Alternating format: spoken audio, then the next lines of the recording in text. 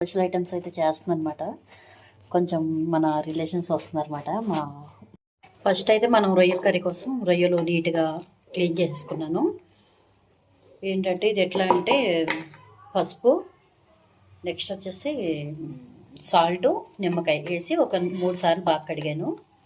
మనకి స్మెల్ అనేది పోతుంది అన్నమాట. స్మెల్ అనేది రాదు. అంటే కొన్నిసార్లు కొంతమందికి రాక ఇట్లా స్మెల్ గట్ట వస్తుంది కదా, స్మెల్ రాకూడదు. ఇంకోటి ఏంటంటే ఇప్పుడు ఈ రొయ్య ఉంది కదా, ఈ రొయ్యకి పైన వైపున ఒకటి బ్లాక్ తీగలా ఉంటుంది నరమాట. అది ఖచ్చితంగా తీసేసుకోవాలి. పిన్నిస్ పెట్టి గుచ్చి లాగితే వచ్చేస్తుంది. ఇప్పుడు ఈ వాటర్ అన్నీ ఇంకిపోయేదాకా దీన్ని బాగా మనం ఆయిల్ వేసి పసుపు వేసి ఉడకబెడతాం అనమాట. రొయ్య అప్పుడు గట్టిగా వస్తుంది, చాలా బాగుంటుంది అన్నమాట. ఓకేనా, నెక్స్ట్ ప్రాసెస్ చూపిస్తాను. మసాలా కోసం ప్రిపేర్ చేసుకుందాం. దీనికోసం అల్లం, ఎల్లిపాయలు, ధనియాలు, షాజీరా, జీలకర్ర, స్టార్ పువ్వు, గసగసాలు, మిరియాలు, దాల్చిన చెక్క, లవంగాలు, 2 ఇలాచి. ఇవి అయితే మనకి ఇప్పుడు మసాలా ప్రిపరేషన్ కోసం తీసుకుందాం అన్నమాట. బాగుంటుంది. మనం నూరుకుని వేసుకుంటే మసాలా అనేది చాలా టేస్టీగా ఉంటుంది. ఓకేనా, చూడండి. ఇప్పుడైతే మన రొయ్యలు అనేవి ఇట్లా బాగా ఏమంటారు దీన్ని, ఉడకిపోయినమాట. వేపేసాను బాగా వీటిని. ఇప్పుడు దీన్ని కర్రీ చేస్తాను. ఇది నిన్న తెచ్చిపెట్టుకున్నమాట నేను రైతు బజార్ నుంచి, చింత చిగురు. ఇది వేసి రొయ్యల కర్రీ చేస్తాను. చాలా టేస్టీగా ఉంటుంది. ఇంకా దీనికోసం మనకి ఉల్లిగడ్డ, పచ్చిమిర్చి, కరివేపాకు ఇవేమాట. ఇది మాత్రం మెయిన్ ఇంగ్రీడియంట్. ఓకేనా.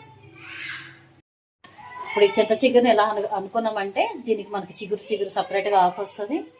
ఇదిగో ఈ కాడలు అనేవి మనకి ఇట్లా సపరేట్ అయిపోతాయి అన్నమాట. ఇది దీన్ని పక్కన పెట్టేసేయాలి. కాడలు వేసుకోవద్దు, అంటే వేసుకోరు, అంత టేస్ట్ ఉండదు అన్నమాట. ఇట్లా ఏం లేదు, ఇట్లా వేసుకొని ఇట్లా అన్నామంటే చాలు.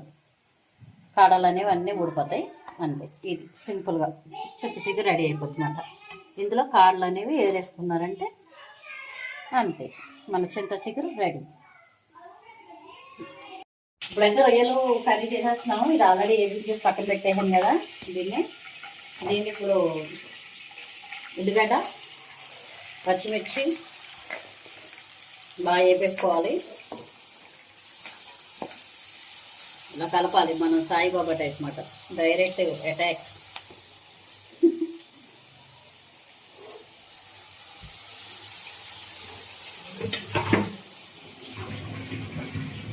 మంచిగా ఇప్పుడు మనం ఇందులో అయితే కొత్త చూడండి ఇట్లా వేగాలి.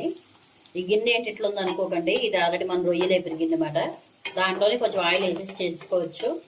అన్నీ 4-5 గిన్నెలు అవసరమే లేదు. ఇప్పుడు ఇది వేగింది కదా, దీంట్లో మనం రొయ్యలు అనేవి వేసేద్దాము.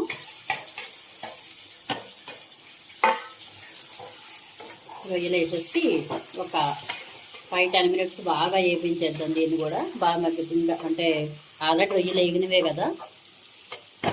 రొయ్యలు వేసేసిన తర్వాత ఉప్పు, కారం, పసుపు, కారం, మసాలా వేస్తాం కదా, కొంచెం ఉప్పుని వేసుకోండి. మీరు ఎక్కువ తింటే ఎక్కువ వేసుకోండి. సాల్ట్ సరిపోకపోతే మళ్ళీ వేసుకుందాం.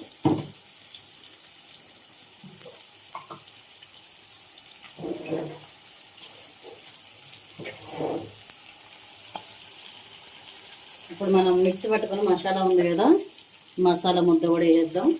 ఇందులో అల్లం, వెల్లుల్లి అన్నీ ఉన్నాయన్నమాట. మళ్ళీ మనం సపరేట్గా ధనియాలు గినియాలు ఏం అవసరం లేదు. ఒకటి వేసుకుంటే సరిపోతుంది మనకి. చెయ్యి కాలేదు ఫ్రెండ్స్.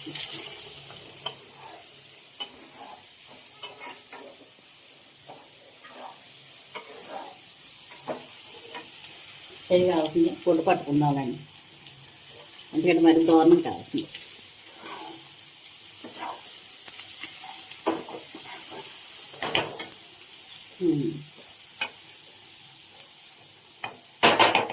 ఇప్పుడు దీన్ని ఒక 5-10 మినిట్స్ అంత సిమ్లో పెట్టేసి ఉంచేద్దాము. ముక్కలకి మసాలా మసాలా ఇవన్నీ బాగా పడతాయి అన్నమాట.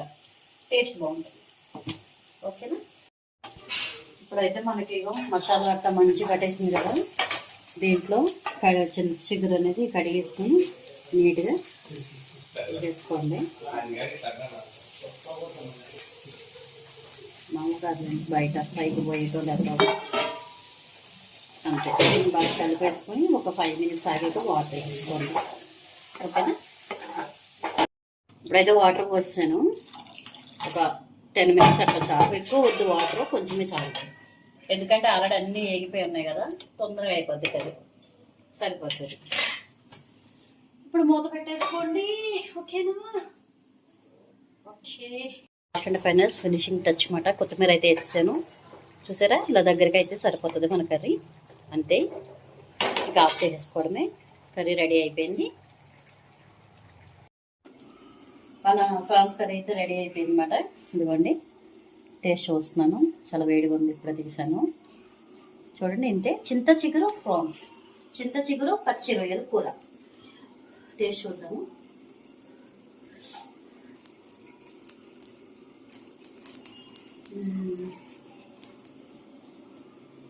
బాగుంది, అన్నీ సరిపోయినాయి.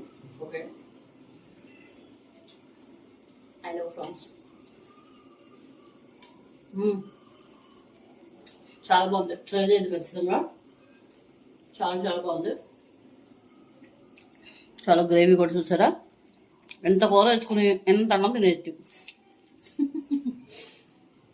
అది మరి ఉంటుంది కదా డైలాగ్, ఇంత అన్నం తినేస్తాను నేను. అట్లా ఇంత కూర వేసుకుని ఇంత అన్నం తినొచ్చు. దీంతో చూడండి గ్రేవీ ఎంత బాగైందో. ఇట్స్ వెరీ టేస్టీ, ఎమ్మి. మా అమ్మాయి కూడా పెడదాం.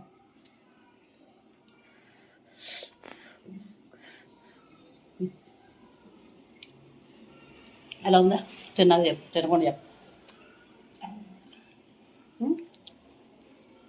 బాగుంది. Thank you. Okay friends, video నచ్చితే లైక్ చేయండి, సపోర్ట్ చేయండి, సబ్స్క్రైబ్ చేయండి. ఇది ట్రై చేసి తప్పకుండా కింద కామెంట్ చేయండి. ఓకేనా? నన్ను కొంచెం సపోర్ట్ చేయండి friends. Please subscribe my channel. Thank you. Next time మంచి వీడియోతో మళ్ళీ మంచి కుకింగ్తో. మీకు ఏమైనా వంటలు కావాలంటే కింద కామెంట్ చేయండి, చేసి పెడతాను మీకోసం. బాయ్.